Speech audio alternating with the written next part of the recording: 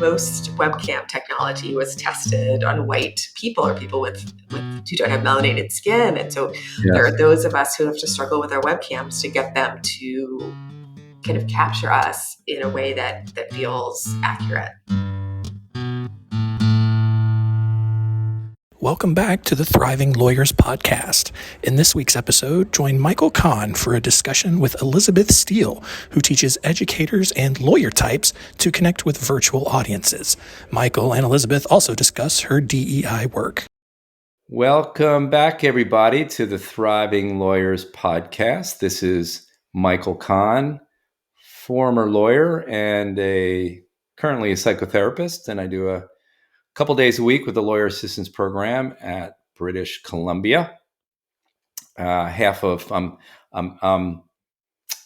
real-time creative learning experiences. Chris Osborne is my partner. I'm not sure how often I need to do this intro now that we've been podcasting for all these years, but I'm assuming we have new listeners all the time. So forgive me for those who listen more than once, and thank you for those of you who come back and listen. I appreciate it. So we have a wonderful guest and individual, and someone I'm getting to know more and more, and I'm getting to see her. We're not recording video, but we are recording audio, but I get to see her and her wonderful smile. And she is in Hawaii. That's where she lives, in Honolulu, Hawaii, where I am going to in a couple weeks. So I'm very excited. Elizabeth Steele is our guest today, and she is with Elizabeth Steele, LLC. And I'll tell you a little bit about her, but I'll let Elizabeth fill in some of the gaps I'm sure that I'm going to leave here. But she's a JD. She never practiced, but she can talk about that with you. She's been an educator and an instructor for more than 15 years. She, since 2009, has specialized in legal audiences, presenting, coaching, and providing feedback to law professors, attorneys, pre-law advisors, and law school applicants. She's also led committees of attorneys and law school faculty on topics ranging from bias and racism to online destruction, to online instruction. That you're probably glad, Elizabeth, I'm not writing your text for your website. In fact, Elizabeth and I are on the Equity, Diversity, and Inclusion Committee for the Association of Continuing Legal Education, and we'll definitely go into the topics of bias and racism. She's worked for the White House and FEMA, and she also is a faculty specialist with the University of Hawaii at Manoa. I think I said that right, Elizabeth. It's great. And she's a lecturer in law at UHM, William S. Richardson School of Law, and a member of UHM's Commission on Racism and Bias, and a board member of the Law School Transparency Board. And I will leave it at that. There's more to mine there, I'm sure. But Elizabeth, please welcome, and please correct me anywhere where I was off, or share anything, expand on anything that I said in your introduction. Will do. Thank you so much for having me. I'm thrilled to be here. Great. I am originally from College Park, Maryland, in Prince George's County, and have been living in Hawaii for, oh my gosh, I think it's coming up on 16 or 17 years. I'm a long-term visitor here, and I am thrilled to know you. Thank you. I'm sure you must, to the point maybe of being sick of it, when you say you live in Hawaii, people's reaction are oh my gosh, you live in paradise. Actually, I do get that reaction when I say I live in Vancouver too. It's certainly not the same weather here, but I feel fortunate to be having lived here in Vancouver for almost 8 years, and I'm sure you feel the same about living in Hawaii for 16 years. It's gorgeous. I mean, I think the physical beauty of the place is Hmm. astounding. And I think, Hmm. like any other place, right? There are challenges here that are unique to being on an island. And for me, it's been a wonderful experience. My mother actually is was lived here until she was 5, and her mother was what we call Kama'aina, born and raised on the island. And I am certainly not from here. I would never kind of claim this as my home, but it is the place that I have been very fortunate to live and develop friendships, and I adore my colleagues, and it's been an adventure, and I'm very glad for it. Yeah, yeah. Speaking of thriving, um, Oahu or one of the other islands in Hawaii is not a bad place to be, considering the the resources you have there in terms of the outdoors and the beauty. That's just right at your fingertips there. So, and as you say, and it's true up here in Vancouver too. There are certainly, it's not paradise. There are certainly issues that we have, but to be able to have such access to the outdoors, I think, is so good for our. And we're going to talk about well-being uh, as we move forward in the conversation. So, something else, I'll say something else from Elizabeth's, or quote her website too, because I think this really describes what she does in one sentence. So Elizabeth teaches educators and lawyer types to connect with virtual audiences. I think that describes well what she does. And I'm curious to hear more about it, and to hear about your business, and to hear about what you do for your own well-being. And then we'll talk a little bit about diversity and bias too. This will be a free-flowing conversation. So why don't you say a little bit more about your business, Elizabeth? I'm very intrigued with it. Sure. So I wasn't before I should say it's like I feel like it's the before times before COVID and quarantine. Yeah, I had developed. BC. Yeah, that's right. I had developed and taught online courses here at the University of Hawaii at Manoa for our women's studies program. And was an amazing experience. I loved the classroom, and I was really intrigued about how teaching online might differ from my experience with face-to-face teaching. And I was kind of an early adopter on our campus. And when it became clear that we were going to not be able to offer in-person classes for safety reasons here at the William S. Richardson School of Law, our dean asked me to step up and to lead our faculty efforts to, I think we called it readiness for online instruction. I was one of the few folks who had a teaching background and teaching online. And it was an extraordinarily exciting, challenging, rewarding experience. We put together professional development opportunities for many of our law school instructors who had never themselves been in an online class, much less taught an online class. And in the process of doing that, I discovered there was quite a need among law school faculty and attorneys to kind of figure out, how do we take advantage of this medium, right? Which we didn't choose. Not many of us, many of us are mid-career, late career, and this was not would not have chosen this if I knew I had to be teaching online. And I realized that I could pull from experiences that I had, as a law student, working at the White House, having had press training, uh, my experience in community theater. I mean, all of these things. My own interest in cinema, and so it was. I Ah, realized, how funny is it that I am kind of positioned to actually be helpful to my colleagues, to get them kind of over this hump. And so, it's been a wonderful adventure.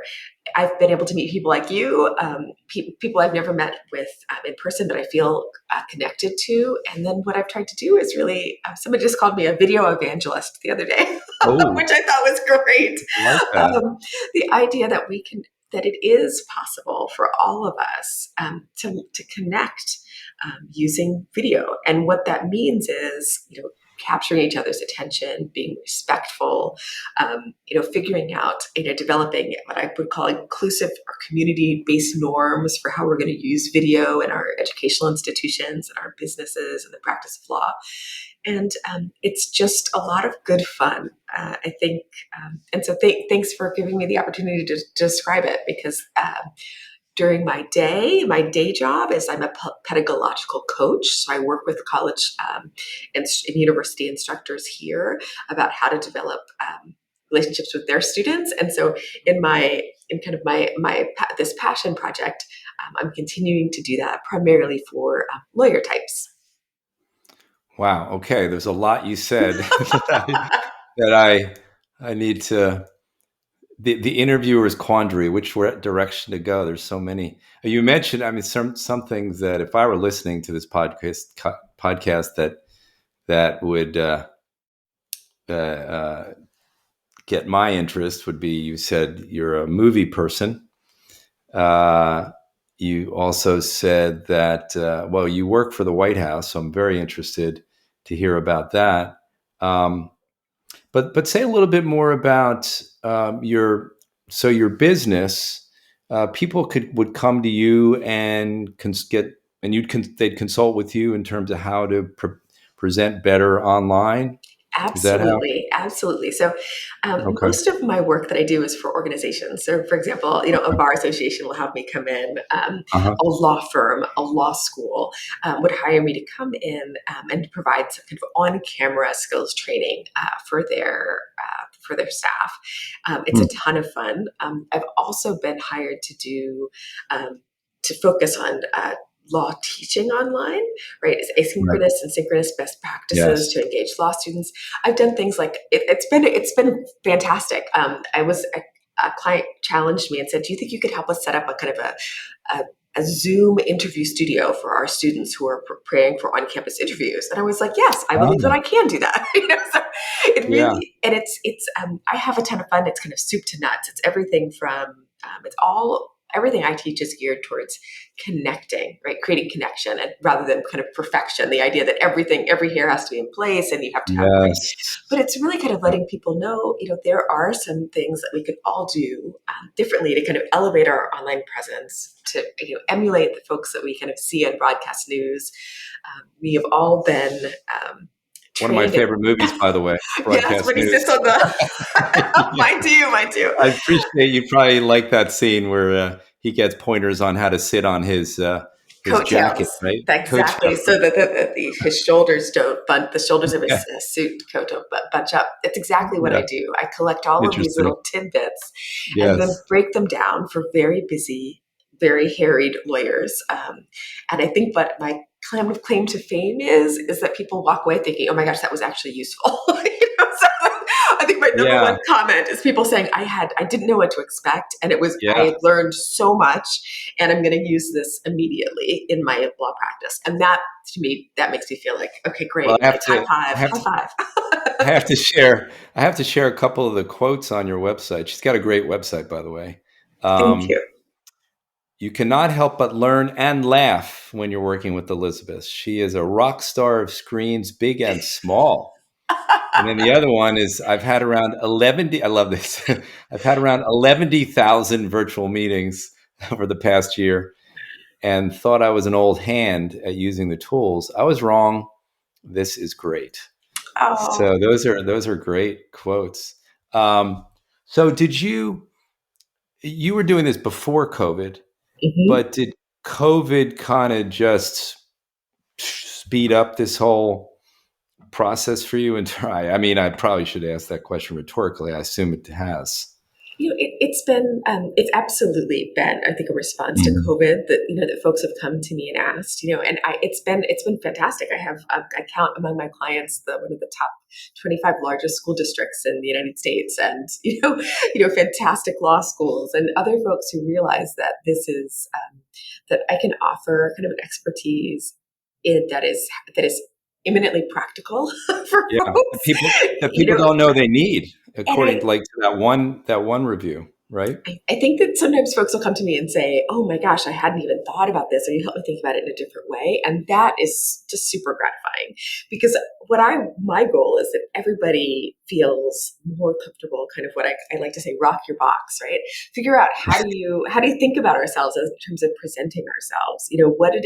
What do we want to communicate? And I think many of us, have long um, gotten used to kind of thinking about, let's say, inviting folks into a psychotherapist's office, and you think about how you've kind of appointed your space. What it is Mm-hmm. that what do you want to message? What feeling do you want people to have? And we do that in law firm lobbies and conference rooms, right? But now we have to think about what I invite people to think about is how to do that in a different way.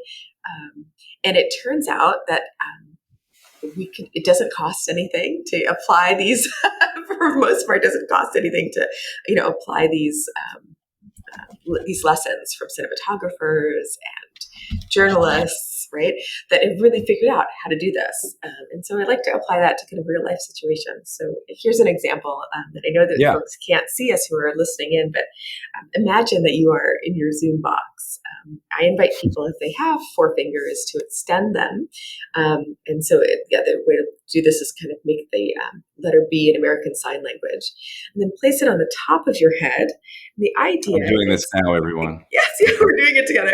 The idea is that if the top of your pinky should be at the very top of your frame. So there should be about 4 fingers width between the top of your head and the top of your Zoom box. And when we assume that kind of that position, that I call it a broadcasting posture, right? We look more like, right, Joy Ann Reid. We look more like, Trevor Noah, right? That's kind of the standard for setting ourselves up Yeah. in our Okay. box. And is Interesting. it important? Is it necessary? Is it wrong to not do it? No, but what I like to show people is it feels different once you've gotten yourself kind of in this posture. And what happens Yes. is we show up in the way that viewers expect us to.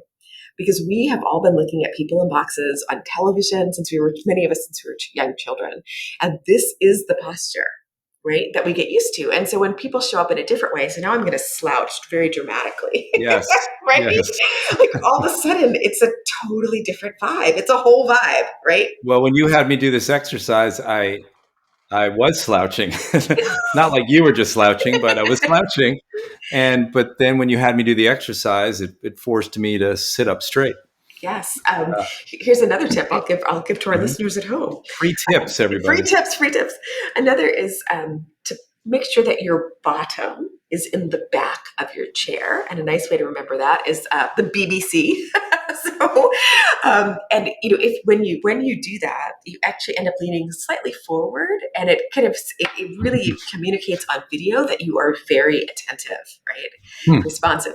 And these are things that are just kind Yeah. of they're tricks of the Simple. trade. Right. And what I tell attorneys is, frankly, most of you are attentive, right? And are, Hmm. in the moment, but you may Sure. not look like that on camera. Right. And so it's Right. really about kind of a little bit of performative listening, right?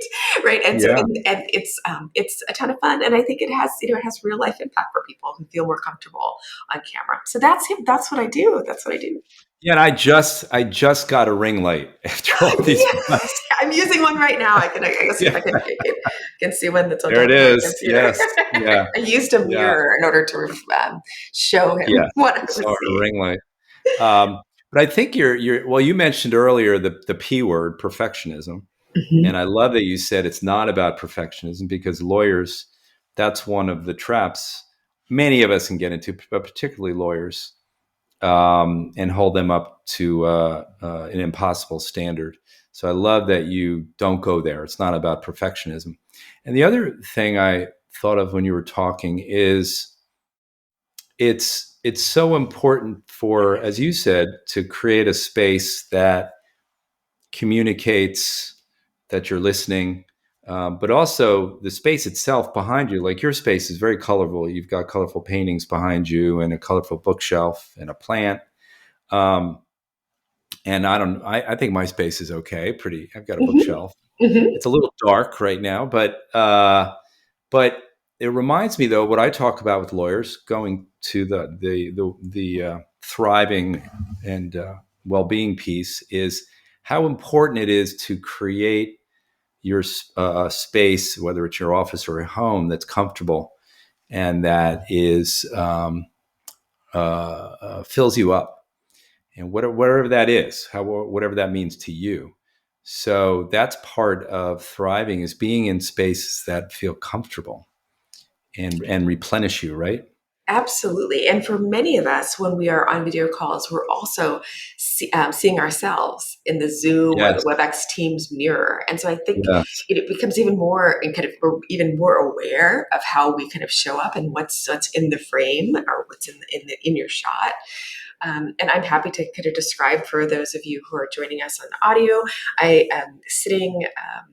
I've got a bookshelf that has books, though you aren't able to read the names or on the spines, Right. right? So you just get, but Right. you know their books. I've got Yeah. some colorful shelving from Target, and then I have two small oil paintings that are made by Darla Myers, who's an artist I absolutely adore. And then if I move things, I've got a little fake plant from Target. I also have a lamp, which I've learned It is looks real. That plant looks it, real to me. it's amazing the tricks of the trade, right? What it does for me is it makes me feel calm and collected and Exactly. ready and prepared. Yes. And it's like this is the corner of my life that I'm willing to share on camera, right? Be recorded. And this is one of several kind of sets that I have. This is the corner of my Hmm. office where I'll spend the day. But it makes me. I'm glad that you brought this up because, frankly, spaces are incredibly important to me, Yes. and and when I'm in a space where I feel comfortable, I just feel like I breathe that much more easily. I'm able to really Yeah. focus focus on you and our conversation because all of these other things are kind of set, right? It's like these are literally set. I didn't have to run around Yeah. and put things together before I jumped on this call with you, right? I could just kind Yeah. of plug in and be ready. Yeah. It makes spaces make such a difference. Also, what our cars are like, because we spend so much time in these spaces. And during COVID, it was a challenge for some people if they were spending all their time at home and maybe a smaller space and sharing it with a spouse or a partner and kids, and you may not have always been able to be in the perfect, well, I said the P word, didn't I? The ideal space, the ideal space that you're in now, that I'm in now. Sometimes I was doing it in the bedroom. Oh Uh, gosh, on the and kitchen that was a floor challenge. in the Yeah. bathroom, the quietest place. I'm a mother of a toddler. I share space with an adult partner, and let me just tell you, it was not always ideal for recording a podcast or No. giving a speech to 200 lawyers in Australia. Right? So I mean, I think Right. part of that is. I think this really forced us all, I hope it did, or give us the opportunity to reconsider what we expect of other people. And Yes. frankly, when folks are working at home, what is it what is reasonable to expect? And there certainly were times, I'm sure you've had them as well, where I've just had to say, I'm going to need to reschedule this meeting. I'm sharing space, and Mhm. there's a distraction, a noise that's going to impact what it is that we're doing, and then also giving ourselves grace and other people grace to Yes. understand. Yes, we are not in studios. We are not in soundproof studios. We are in our kitchens, bathrooms, right, bonus rooms. I think you've probably done this zoomed from your car in a parked space, right? To whatever you kind of had to make do, right? And I think that's Yeah. I have clients who Zoom from their cars because they don't want to do it in the office. It's personal, Mhm. or their house is loud. So yeah, for sure. And I was going to say something else about the space, and it left me. Oh, and I think what's also happened is we'd be able to see into people's personal spaces more than we ever would have before COVID, of course. And I think that's helps people connect more past just the masks that we see at work. And I think that's been a benefit of COVID. Like you see someone's cat walk across the laptop, or a child kind of run through the back of the room or something like that. It's yeah. What do you think about that? Do you agree? I I think that lots of people had that experience. I also Yeah. recognize that for some people it was distressing. So for many of us, we have a bit of a veil between our kind of our personal lives and Yes. um, and there are things about ourselves that we may feel less comfortable sharing with other people. For example, and I know this is right up our alley. This is the kind of work the kind of challenges that we grapple with. For example, many people of color Mm. don't often feel that their office spaces are safe spaces. And Okay. so then all of a sudden it's like, oh, it's not that you just get me in the office. Now you have to get me, you're invited into my home, my private space where, now I feel like I'm going to be judged not just for my appearance, but now my Zoom setup, my background, right? And these are things that I may have never chosen to share with a colleague who I feel like doesn't have the same values as I have. And now all of a sudden I'm maybe I have a cameras on policy and I'm required, right, to show up in this way to someone who I would never feel comfortable with inviting into my home, introducing to my family, right? And so I think it cuts different ways depending on what the issues are. I worked with a big multinational corporation, and this was an issue that came up when all of a sudden the great differences in the home of the CEO and the Mm. frontline worker Oh, wow. became very clear, right? Yes. And there was, folks were like, really, do I need to get on and see the multi-million-dollar flat in Mm. Stockholm, like that I will never ever be able to afford? Like, right? Like Yeah. it was different when I saw this executive in a beautiful suit, and I knew that they drove a fancy car, but this is hitting in a totally different way, right? Thank you for that perspective. Yeah. I hadn't thought of it from in that way, but that's a really good point. I know my partner Stephanie teaches at UBC, and she's done asynchronous and synchronous, and some of her students um, have bad internet Mm-hmm. and they can't get on. It's preferred that you're on camera, but some of them can't get on camera because the internet just can't handle it. So it reminded me similar issue that some people just don't have the same resources that I'm lucky enough to have.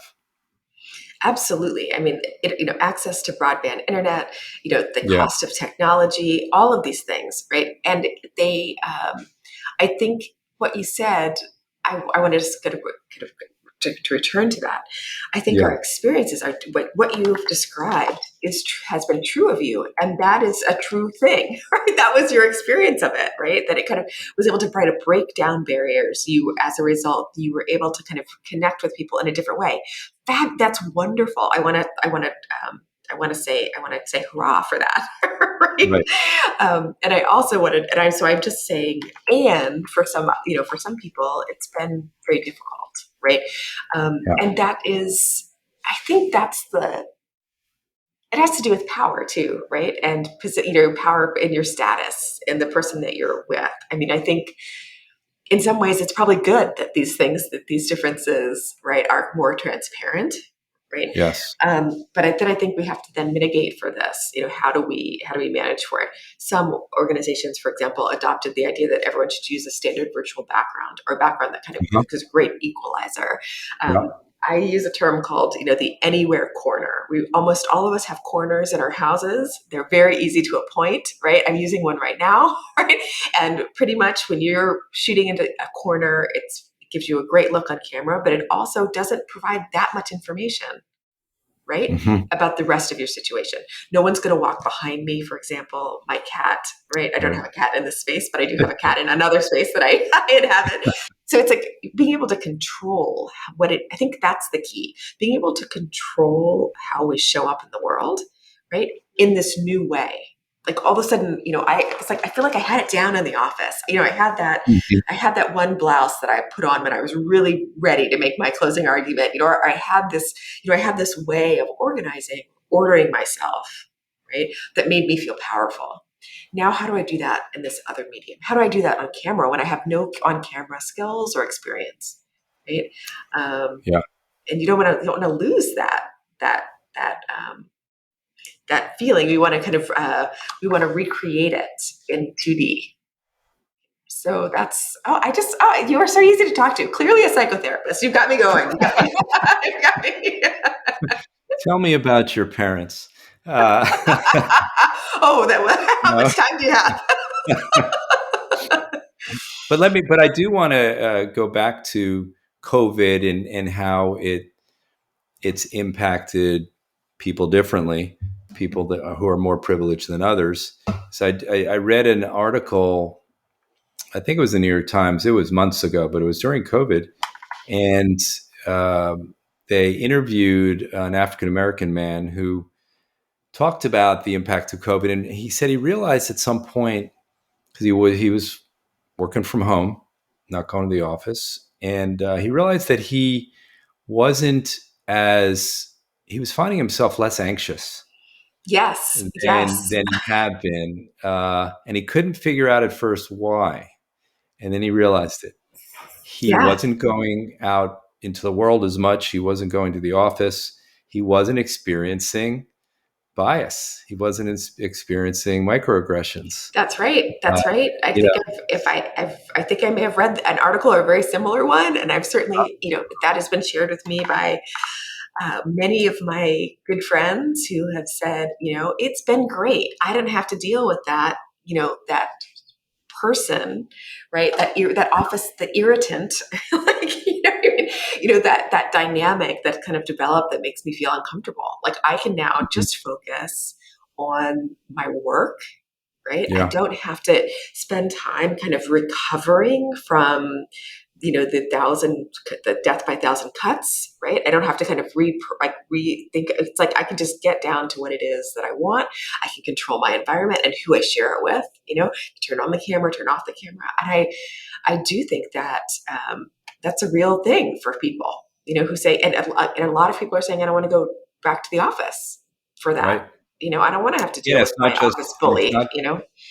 It's not just experiencing in the office. I think for this man, it's also I didn't go out much into the world, so Right? I didn't experience it on my day to day, not Yep. even in the office itself. So Let me not ask you a going. Yeah. question though Mhm.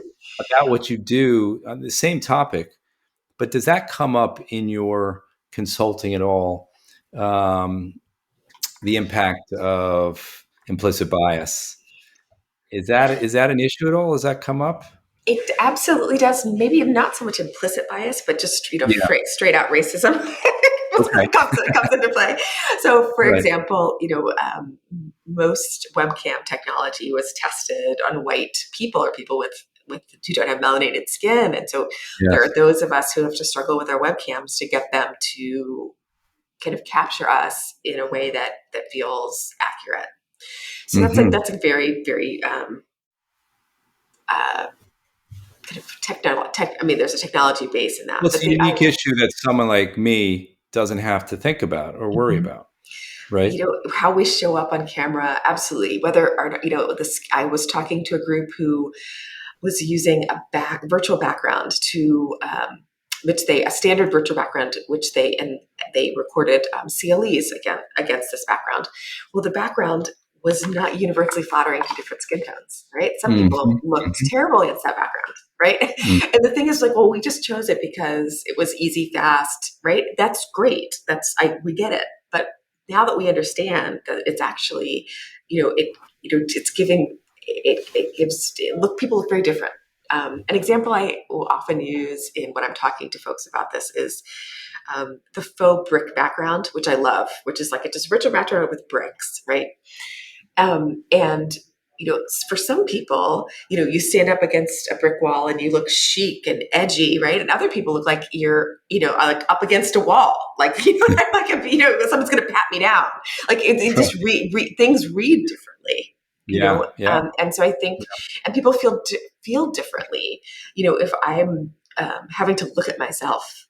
I want mhm, to make some choices about how can I show up in the world, and if you kind of remove that from me, it's like kids in school uniforms, right? So it's like all of a sudden, like, oh, we're gonna make everyone look different. We're gonna put everyone in the uniform, and then all of a sudden, it's like, whoa, actually, these uniforms for some bodies, accentuate or broad attention to difference, which is exactly not what they were. The effort was mhm, to kind of standardize yeah, the way we are. Well, in fact, we're yeah, not standard, so that just brings it. It's like bridesmaids. this old idea that you're gonna find, you're gonna put four different bodies in the same dress, and I don't know, it never works. It never works, or not, or it Right. very infrequently works. Yeah. So you're as I said when I introduced you, we're on the Equity, Diversity, and Inclusion Committee, and you're on one. It sounds like at the university. I am. Um, what draws you to want to be active in that space? Oh gosh, I think this idea that is we've been too long kept out of these spaces. So much Hmm. to offer, so much to bring, and I think comes with, what is it, with great power comes great responsibility, or whatever that is. But I do think that getting into rooms and bringing up issues like this, it probably has no direct benefit to me, but I certainly do that for the generation behind me, right, on Hmm. these issues. And so these are issues that are kind of near and dear to my heart. I know to yours and to your partners. This is, I think there's so much work to be done in this area, frankly, and I'm well equipped to do it. I've gotten to this place in my life where these issues, we all move through seasons of life, right? as you well know. Yes. Um, Yes. and for me, in this latest season, I feel less pained by some of this, where I feel like Hmm. other seasons of my life, things felt very fraught and very Hmm. tense, like the harms are very close to the skin. And so I don't know whether it's, I've let my hair go silver, and I'm a mom, and I have the best job in the Your hair compliments you well. Thank you. Very nice. But it's just, I've moved into this place where maybe I care less, and that comes with Yeah. seniority. It comes with having developed Yeah. a professional reputation. I work with Yeah. people who've known me for 15 years. It's just a different, and I feel like I'm freer to have conversations than folks at the beginning of their career who may feel kind of constrained, whether or not that's I think that's also a choice too. I look at young folks who just come in, and I'm thinking, wow, I didn't know we could do that. Right. I didn't know we could just show up and with such confidence, which is we certainly Yes. deserve and earn. But I'm from a different time. I'll share with you a story. We interviewed someone for a position in our office, and the person came to the interview dressed in a way I was appalled. I was appalled. I was just like, this is not how I grew up. When you wanted a job, you put effort. You ironed everything. You wanted to kind of show your respect and your eagerness for the position. And when we were discussing our reactions to the candidate, one of the things I had to say immediately is, like, I'm old school, and I realize that this reaction that I'm having may no longer be appropriate, right? And a younger colleague challenged me and said, "Why does it matter what the person was wearing?" And I was like, Interesting. I had to like, wait, why does it matter? What? And then I was like, wow, that is fascinating. Like I Yeah. had considered that. So we're all products of our upbringing and our experiences. Yeah. And I think the thing that's Was this interesting, person hired? I will, no comment, but I will say that I came Right. away with I had to really sit with that. And I think I Yeah. probably am still sitting with it, because I Sure. do, for me, the way that we kind of, like, what it really, the question interrogated the very basis of the heart of my Yeah. idea that, the way that we look or we prepare ourselves. Because it doesn't have to be high fashion. It doesn't have to look good. I'm talking about, like, clean, ironed, like, these Yeah. are things that for me are like, Presentable. yeah, yeah, right, exactly. For me, these Right. are things that I realized I assigned a lot of value to them. Whether or not that was appropriate in this situation is a totally different They were just totally things. They were different just question. things that you assumed. There weren't even things you questioned. They were just things that you grew up with, and they were like the sun coming up in the morning. No, no, no. This is how we do it. Yeah, So to I have that really, person say, "Why does that make a difference?" was like, "Huh? whoa, What?" oh, right. Yes. And I feel like that's it. I mean, it clearly blew me away. I'm still working through it. I Sure. still have, I But to remember. your credit, But to your credit, you are working through it. You didn't just like reject that. Oh, what a stupid question. Of course, it means a lot to what you wear, and then just stayed in that mindset. But to your credit, you use that as an opportunity to start to be curious about it. This is interesting. Maybe there's another way. And I think, frankly, that's something I've learned over time. I don't think I just was born having that. I mean, Sure. I think this is a skill, a muscle that I think you teach folks, right? Like to teach folks to kind of strengthen and stretch, Right. because Right. goodness knows, a lot of us feel pressure to kind of be right and have all the answers and argue a Right. position. And at the end of the day, I feel like I'm just as frequently wrong as I am right.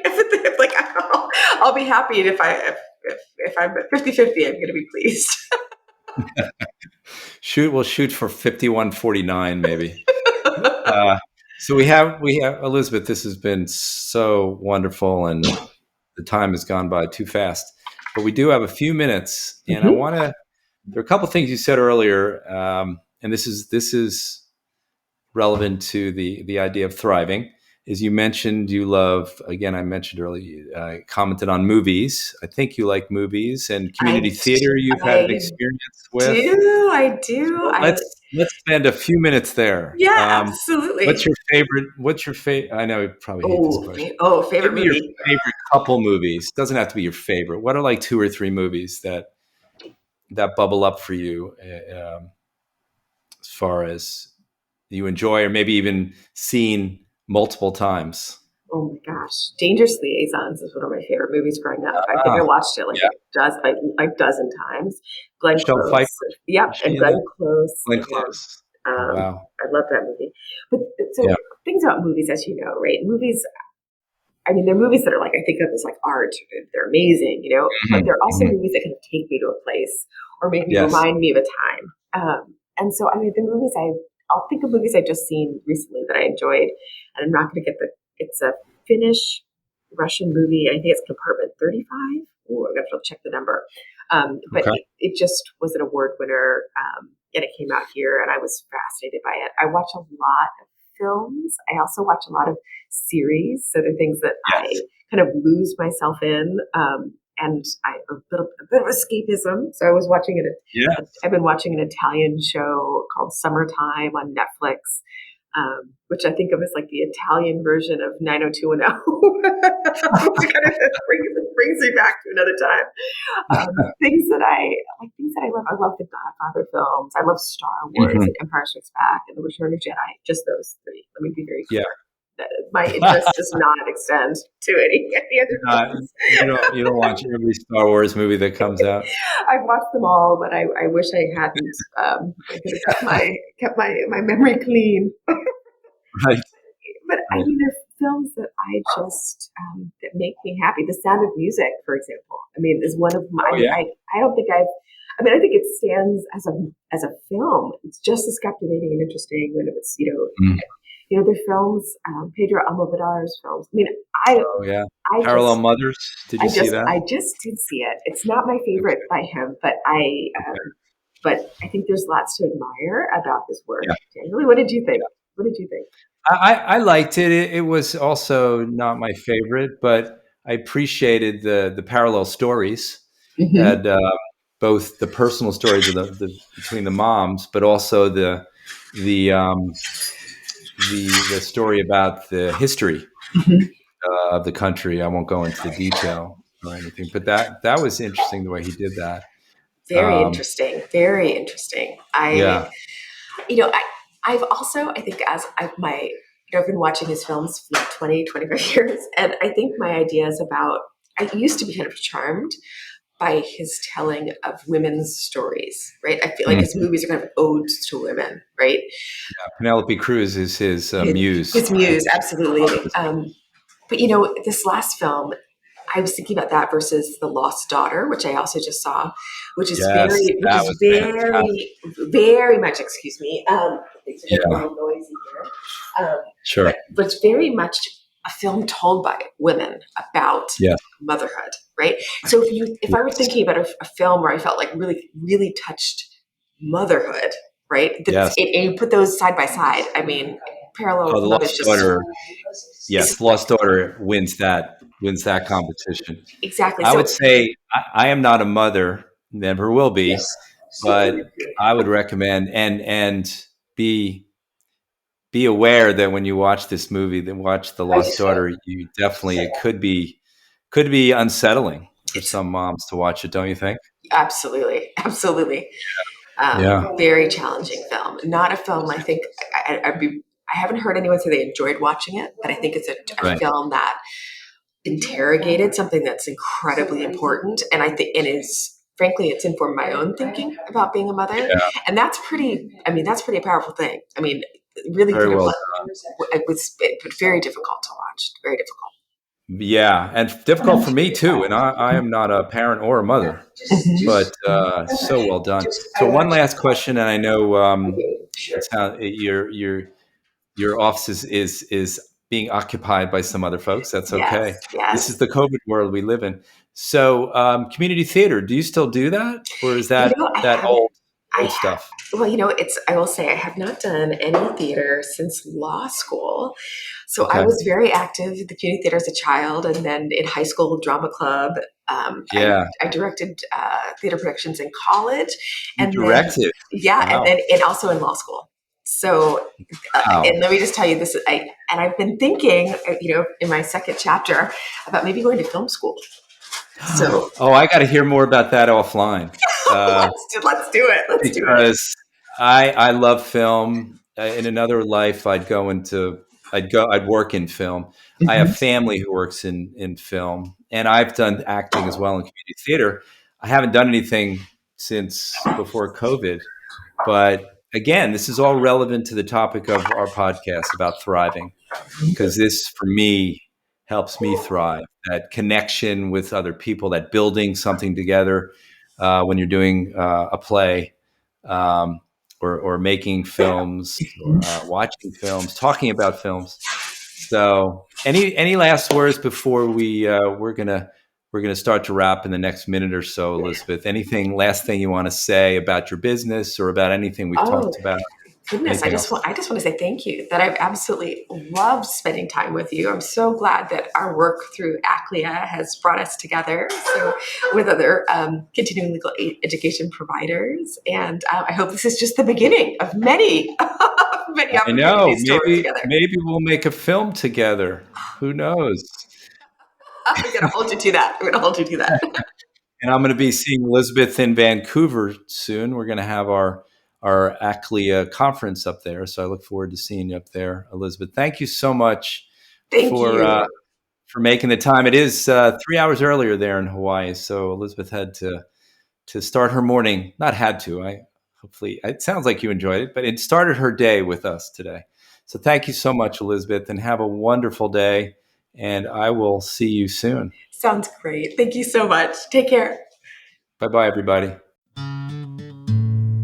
Thanks for listening to this episode of the Thriving Lawyers Podcast. We love hearing from our loyal listeners, so please feel free to email us any questions, comments, suggested topics, or guest recommendations at the following address: feedback@thrivinglawyerspodcast.com. The Thriving Lawyers Podcast is brought to you by Real-Time Creative Learning Experiences, a national provider of continuing legal education and professional development programs that leave participants engaged, encouraged, and equipped to pursue meaningful and sustainable change in their practices, their lives, and the organizations they work in. And by Osborne Conflict Resolution, your experienced guides through the uncharted terrain of business and family law disputes, based out of Charlotte, North Carolina. Thanks for listening, and we'll see you next time on the Thriving Lawyers Podcast.